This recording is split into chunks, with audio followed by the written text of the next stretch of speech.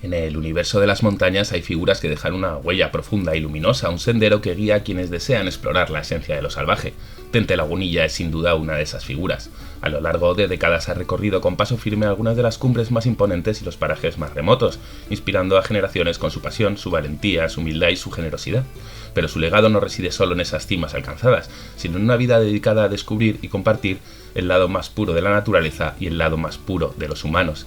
Hoy en ese documental de Oxígeno nos acercamos a su trayectoria, una historia que no es solo de montaña, sino de resiliencia, humildad y amor por lo indómito, un testimonio de vida para quienes sienten la llamada de la aventura y el respeto profundo por la tierra que pisamos.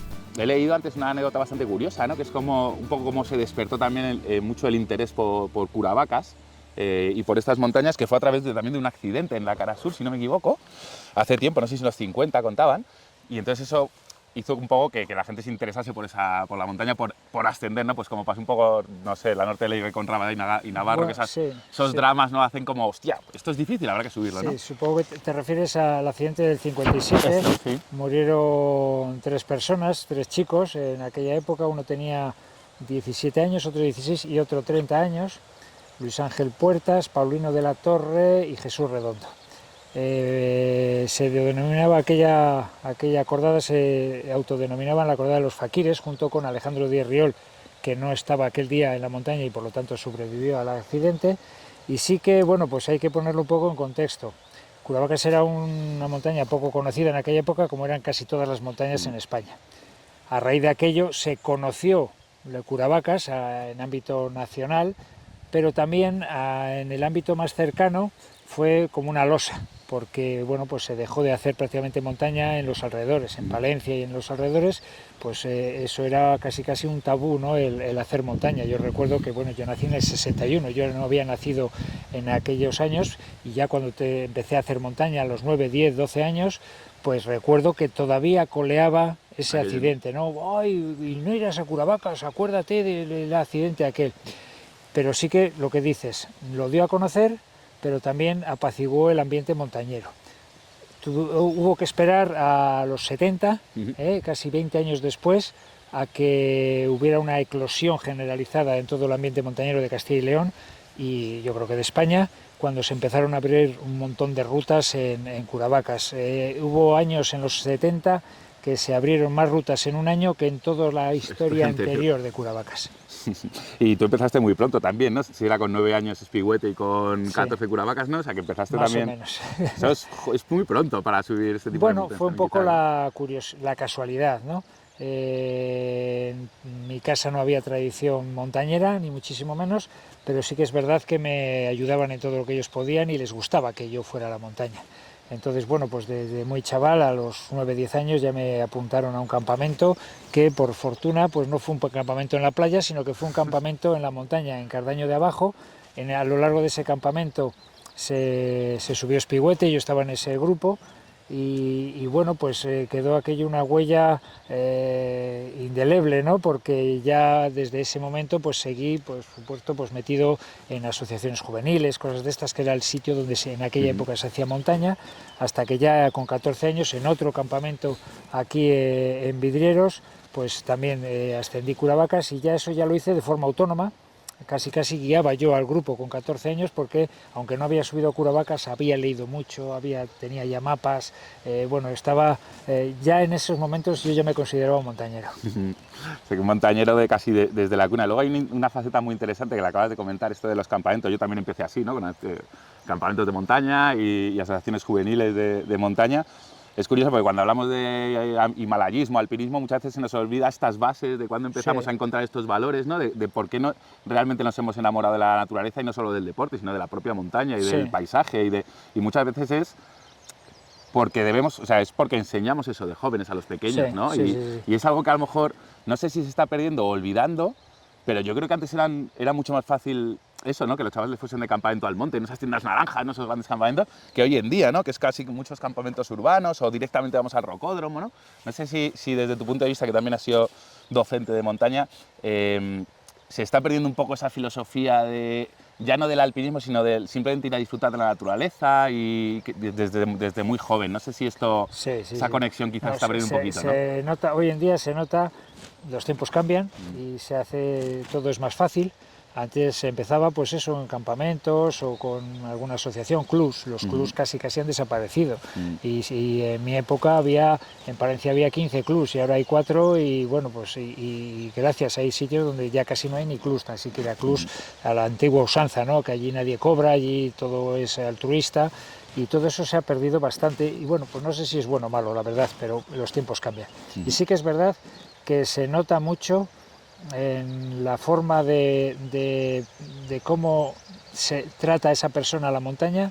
Yo veo gran diferencia del que ha nacido desde la montaña, ¿no? Que ha empezado a hacer montaña desde la base, ha ido subiendo escalones y ha empezado a hacer montaña desde chaval, al que, independientemente del nivel, al que ha empezado ya más tarde y ha empezado saltándose escalones. Hay gente muy potente, muy lo que tú quieras, no tiene nada que ver el nivel con ese otro, ese pozo que deja el haber pasado por todos los niveles en la montaña. Antes, bueno, pues empezabas en las montañas más cercanas, luego ya ibas un poco a Picos de Europa, Pirineos, ya igual a los Alpes. Ahora es muy normal que con un pequeño escarceo por las montañas de tu alrededor, que ves que te gusta, de repente ya esa gente al año siguiente está haciendo cosas en los Alpes, incluso en el Himalaya, ¿no? Pero se nota. Yo hablo con una persona, con un montañero, y noto o percibo si es un montañero que ha ido, no digo que sea ni mejor ni peor, pero sí que se nota ese pozo distinto.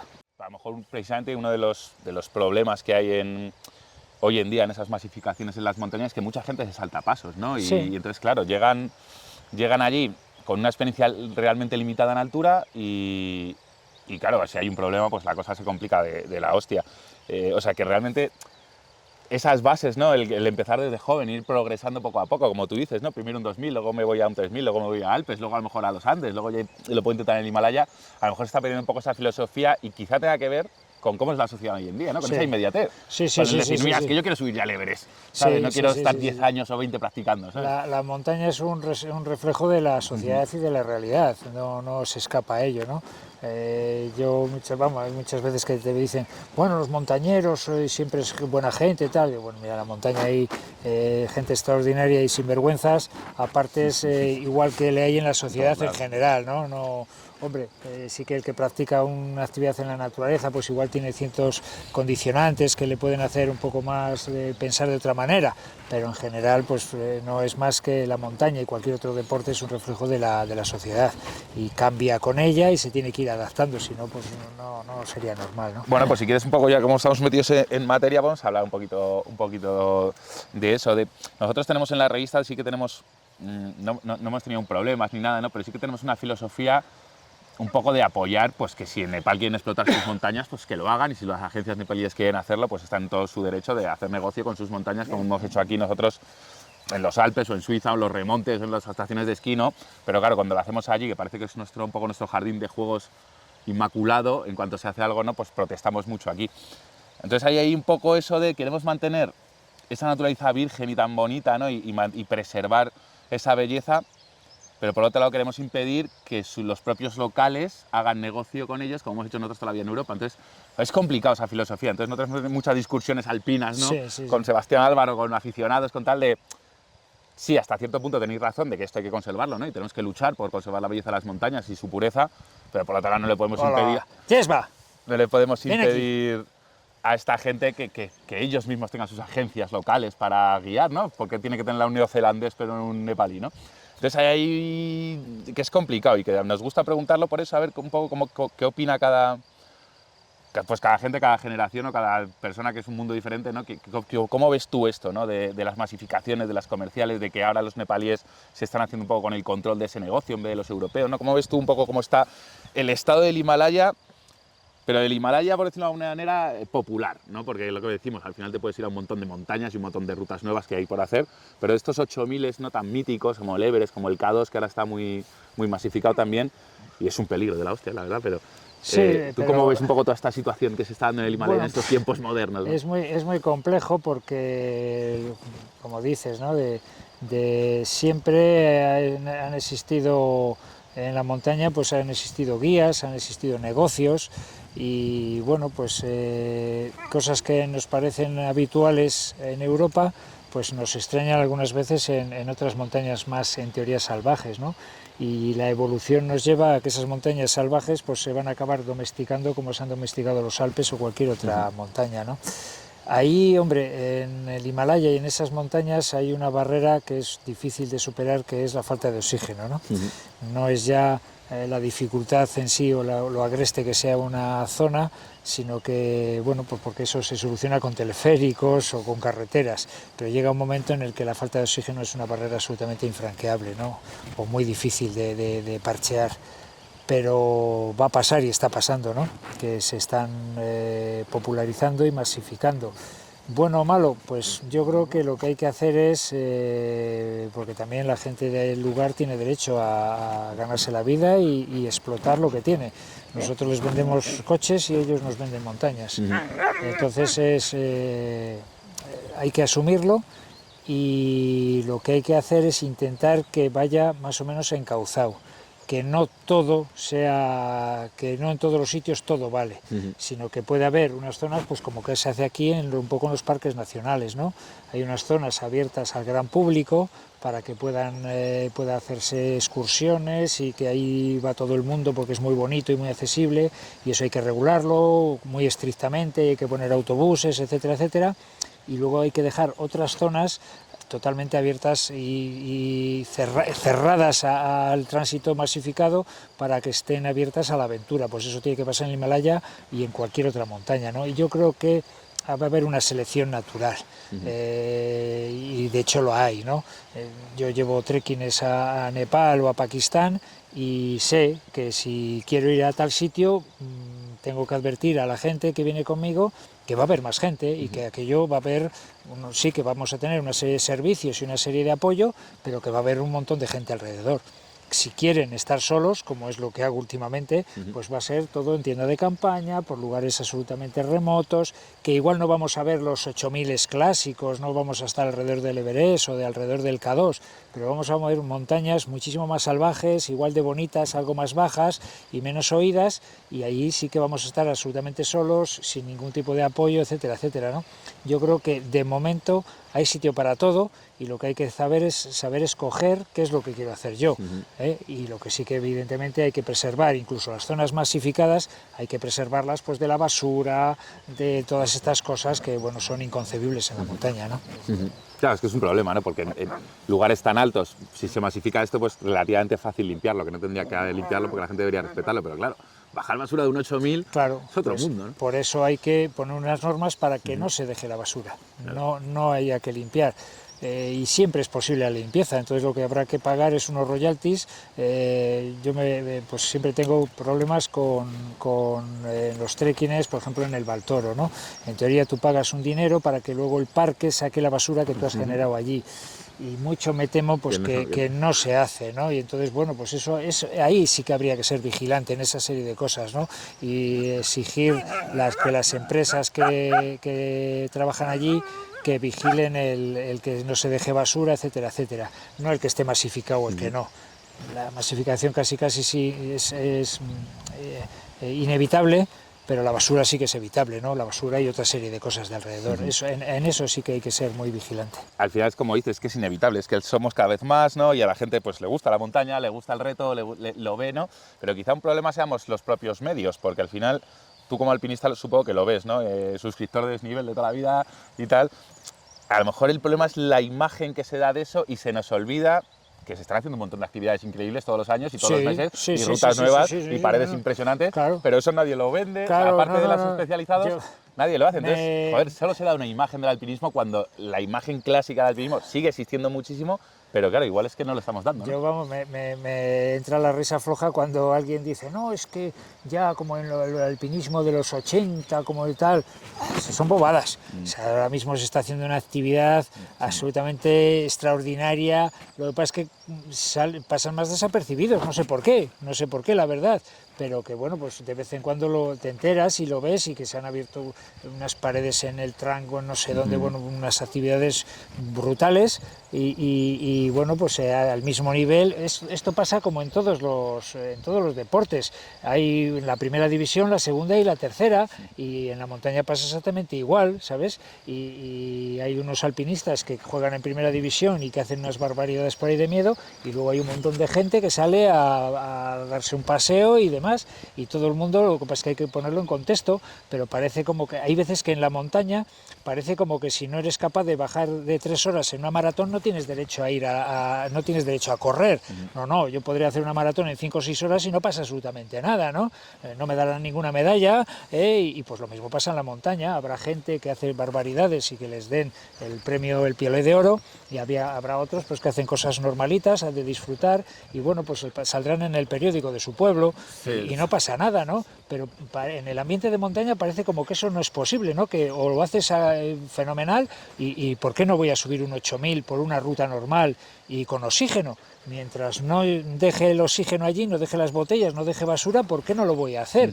Evidentemente a ese no le van a dar el Piolet de Oro, pero tiene perfectamente derecho a hacerlo, porque es una actividad muy enriquecedora y una experiencia única, igual para esa persona. Entonces, bueno, veo que cuando la gente protesta porque se hace eso, me parece absolutamente ridículo.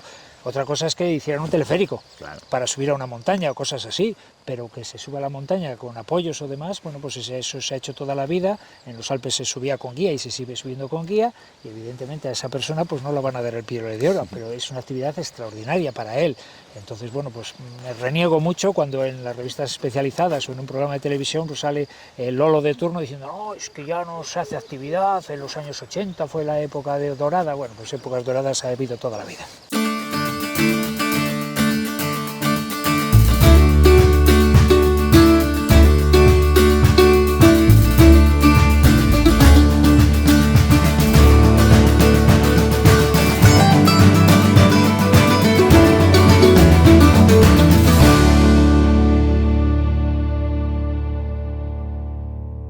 Pues nada, te vamos a hablar un poquito de Curavacas. Fue una de tus primeras montañas, ¿no? De las que tienes cerca, es tu hogar, has subido más de 100 veces, has escrito un libro genial sobre ello. Se puede decir que es la montaña de tu vida, ¿no? El Curavacas, sí. ¿No? ¿Qué significa para ti esta montaña? Bueno, pues ya lo has dicho muy bien, es la montaña de mi vida, ¿no? No fue la primera que subí, de grandes montañas la primera que subí fue Espigüete, a los 10 años, 9-10 años, y esta ya la subí con 14, pero ya esta la subí casi de forma autónoma. A los 9 años subí con un campamento, con mis monitores, con otra gente, y esta no, esta ya, yo ya había leído mucho, ya tenía mapas, ya era montañero, ¿no? Entonces, bueno, pues subí casi guiando a un grupito de amigos, ¿no? Y bajé, pues afortunadamente con mucho éxito, y desde entonces pues sí que ha sido mi montaña de referencia, ¿no? También es verdad es que de las más cercanas a donde vivo, la que más veces he subido, casi 200 veces, he abierto rutas, he participado en rescates en ella y la conozco muy bien, hasta tal punto de que, bueno, pues todo ese conocimiento ya al final se reflejó en un libro, ¿no? Un libro de 400 páginas sobre Curavacas, y no lo cuento todo. No, como ves, pues muchas leyendas, ¿no? Que seguro que te has dejado, sí, historias de montañeros o gente local. Mil cosas, y sobre todo mucha información gráfica, muchas fotografías o cosas de estas que físicamente ya no cabían, ¿no? Que hubo que meterlas en la página web porque no cabían en el libro. Además son unas montañas como muy atrayentes, ¿no? Que la gente que viene a Curavacas o a Espigüete y esto se quedan muy prendados de estas montañas, ¿no? No siempre pasa esto, ¿no? A lo mejor alguna de picos, pero estas concretamente es como...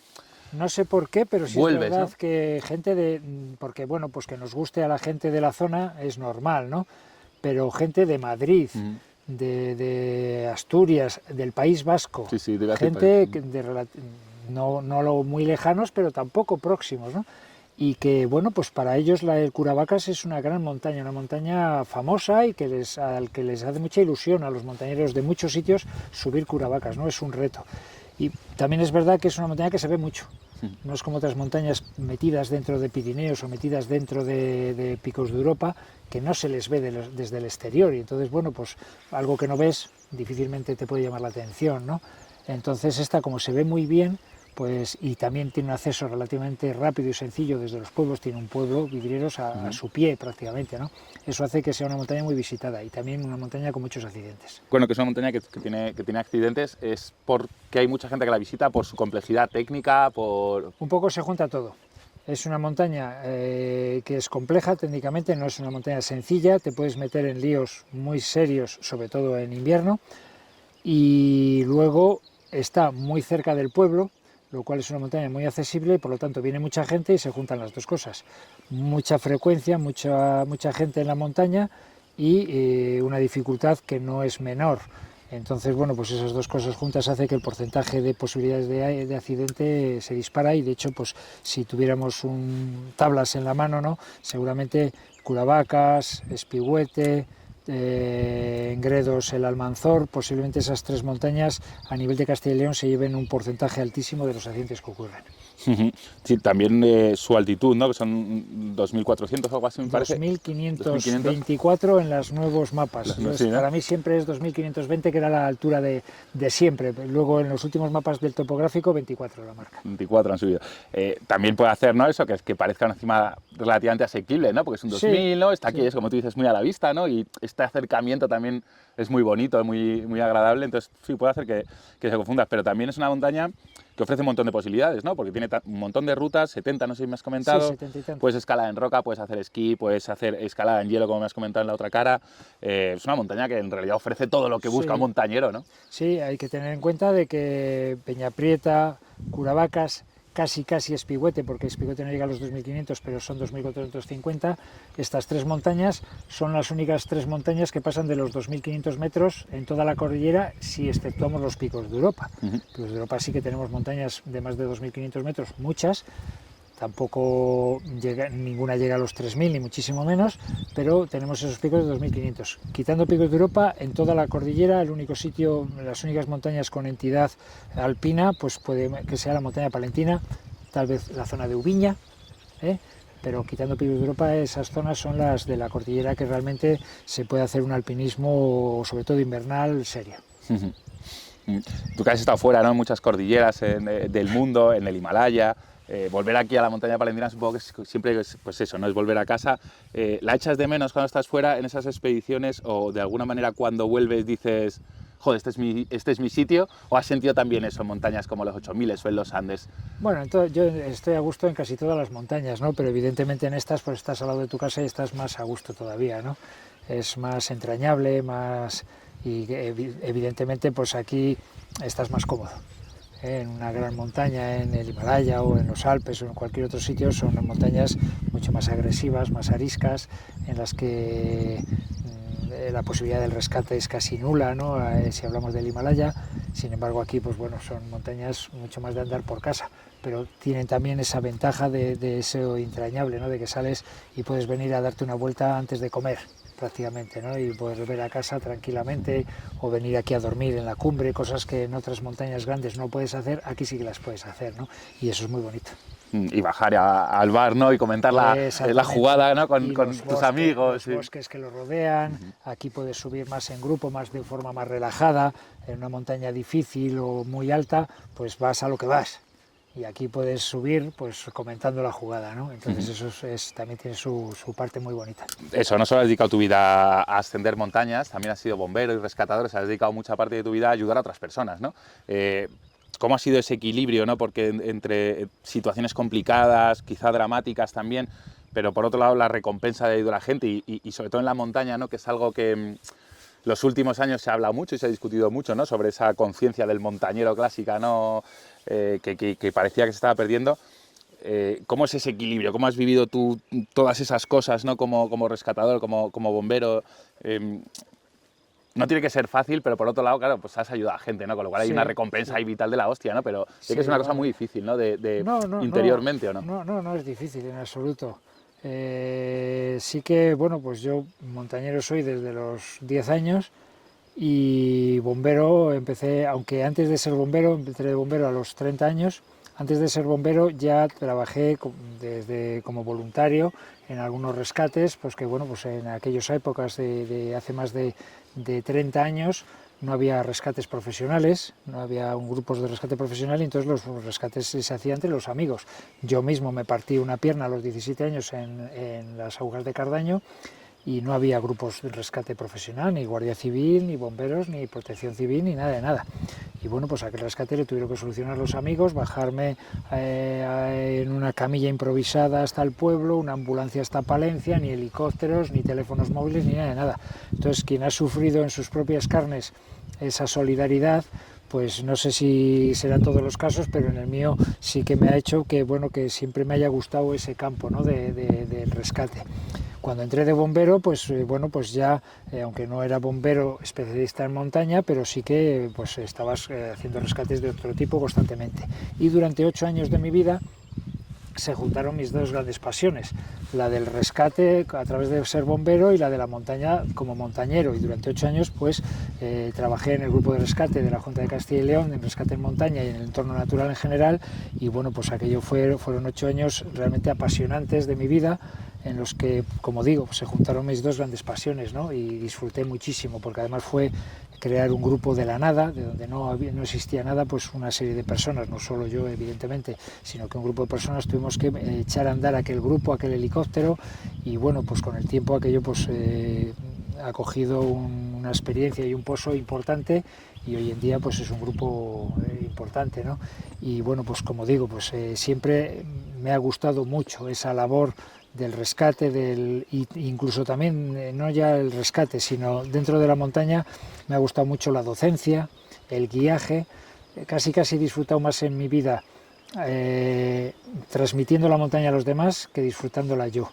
No tanto así, no, pero sí casi al 50% pues se puede decir, ¿no? Que hay personas, bueno, pues que disfrutan de la montaña para ellos, perfectamente lícito y estupendo, pero yo no, yo disfruto muchísimo, y cada vez más disfruto más viendo cómo los que van a mi alrededor y les descubro la montaña o les ayudo a ir a la montaña, cómo disfrutan ellos, me hace disfrutar mucho a mí. O sea, sigues pensando como Rebufat y estos viejos guías, que sí, ser guía es uno de los trabajos más románticos del mundo, sí, ¿no? En tu caso. Sí, hay un buen amigo, también guía, que dice que un guía es un hacedor de sueños, ¿no? Muchas veces, no siempre, pero muchas veces estás haciendo cumplir o ayudando a cumplir el sueño de una persona, y eso es hermosísimo, hermosísimo. Todos el círculo de la montaña, todo el mundo sabe quién es Tente Lagunilla, ¿no? No es que haya que rebuscar mucho ni nada, o sea, eres un personaje inspirador y muy conocido del alpinismo en nuestro país. Pero ¿quién te ha inspirado a ti? En toda esta carrera tuya, ¿qué personajes o qué? Porque no tienen ni por qué ser grandes personajes, puede haber sido el señor que te subió por primera vez o aquel monitor de campamento, ¿no? O sea, ¿qué personajes te han llevado tú a ser quien pues eres? Recuerdo eso con mucho cariño y nostalgia, pues a los monitores, a aquellos monitores con los que empecé a hacer los primeros rápeles, por ejemplo, ¿no? Que bueno, pues con sus pequeños conocimientos pues me descubrieron la montaña, ¿no? Luego, pues bueno, pues los montañeros de Palencia, la gente que abrió brecha en el montañismo en Palencia, ¿no? Las generaciones de Alejandro Díez Riol y todos aquellos personajes que bueno, pues que eran los que hacían montaña cuando yo era un niño, ¿no? Eran mi referente. Luego otros ya más cercanos, pues Aspi, Zarza, todos estos que ya casi son de mi generación, pero eran algo más mayores y son los que me ayudaron a ya dar el salto a escalar, a hacer montañismo invernal, ¿no? Y yo siempre he sido más de referentes cercanos a referentes lejanos, ¿no? Hay gente que abre mucho la boca, pues sí, pues eso, Rebufat, fulanito, tal, ¿no? Pues bueno, sí, son unos alpinistas impresionantes, pero yo siempre les he visto muy lejanos, ¿no?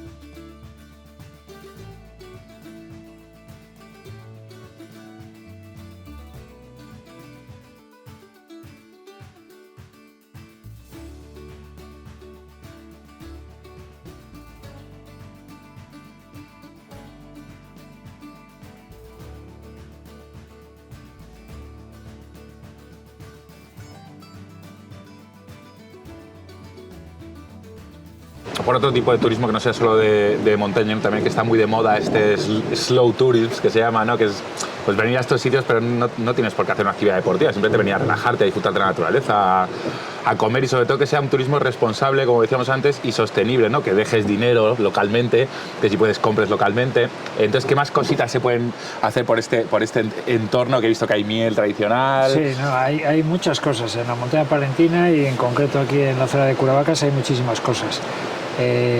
No solo ya la montaña en sí, sino luego hay un montón de deportes asociados a la montaña, algunos directamente, como es el esquí de travesía, el senderismo, escalada, alpinismo, todas esas vertientes de la montaña se pueden practicar, tanto en verano como en invierno.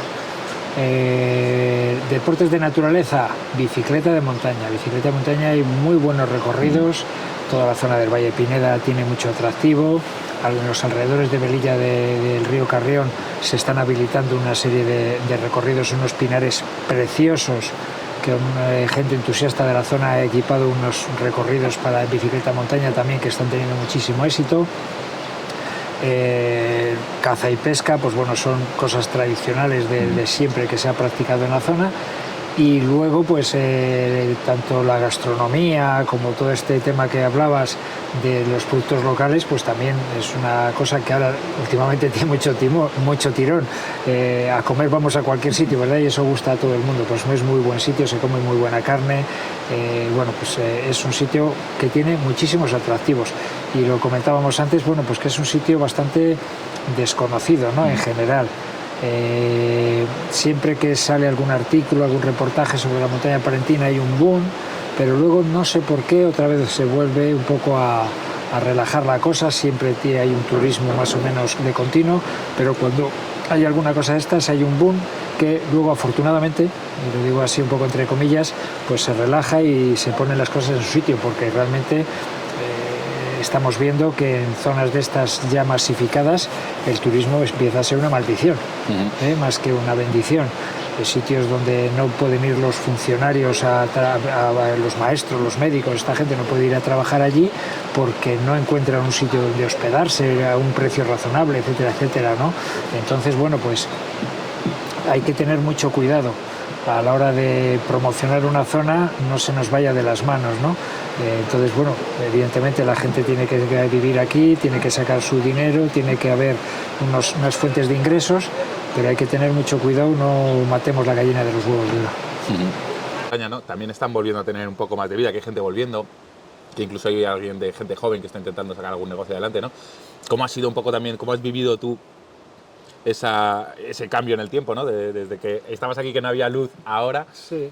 ¿Cómo ha sido ese cambio en el territorio, ¿no? Porque tendrá sus cosas buenas y malas también. Yo no he llegado a conocer la época fuerte de estos pueblos, cuando había muchos habitantes, cuando había escuela, cuando había un montón de niños. Yo eso ya no lo he conocido. Yo he conocido ya, cuando empecé yo a venir por aquí, ya una época decadente de esta zona, ¿no? Que se pensaba todo el mundo decía que iban a desaparecer directamente, como de hecho algún pueblo ha desaparecido, Valsurbo, Valcovero, pues prácticamente deshabitados, ¿no? Y yo lo he conocido pues ya con muy poca población, todavía aguantaba, pero poca población, sin luz eléctrica, con un motor que se arrancaba cuando había dinero de la Diputación para arrancar aquel motor, y durante unas horas al día tenían luz en estos pueblos, con unas carreteras que se pasaban incluso semanas enteras cerradas cuando nevaba de verdad y no había máquinas para abrirlo. Y eso ya lo he conocido, ¿verdad? Y parecía que era una zona condenada a desaparecer. Luego, afortunadamente, pues poco a poco han ido levantando cabeza, han tenido ciertos servicios y han podido pues volver un poquito a resurgir, ¿no? Está costando mucho y todavía hay mucha despoblación y no hay toda la vida que merecería la pena que hubiera aquí, ¿no? También es verdad que tampoco puede soportar esto una población grandísima, ¿no? Pero algo más sí. Y gracias a que, bueno, pues sobre todo el turismo, yo creo, tal vez en detrimento de la agricultura y de la ganadería, que yo creo que también tendrían que convivir perfectamente, pues bueno, gracias a eso pues están mucha gente jubilada que tuvo que emigrar, está volviendo. Alguna gente joven, ya sea del pueblo o de fuera, están volviendo a pequeños negocios, pequeñas iniciativas, algo que por ejemplo era impensable pero muy pocos años, hace 10 años era impensable que hubiera guías de montaña que vivieran en la montaña palentina y vivieran de guiar. más o menos compaginando turismo, montaña, etcétera, ¿no? Y ahora mismo ya hay pequeñas empresas de turismo activo, de guías, que están empezando a poder vivir de ello, algo que era, ya te digo, impensable. O la restauración también, pues en el bar en un pueblo que había un bar y era un bar de pueblecito y demás, y ahora ya, bueno, pues ya hay buenos negocios donde los de la zona han invertido y tienen un buen negocio, ¿sabes? Lo que les falta pues es apoyo de las instituciones, sobre todo, ¿no? Que claro, si esta gente no tiene una buena sanidad, si no tiene una buena educación, pues malamente puede venir gente a invertir a esta zona si los niños no tienen que... Es un calvario el que vayan al colegio, ¿no? Hombre, nadie pide que haya un colegio aquí para 3 niños, pero sí que haya unas facilidades, nadie pide que haya un médico aquí en Vidrieros, pero que en un espacio cercano pues haya una buena sanidad, ¿no? Esas son las cosas que necesita, no ya la montaña palentina, sino yo creo que todo el territorio despoblado de España, ¿no?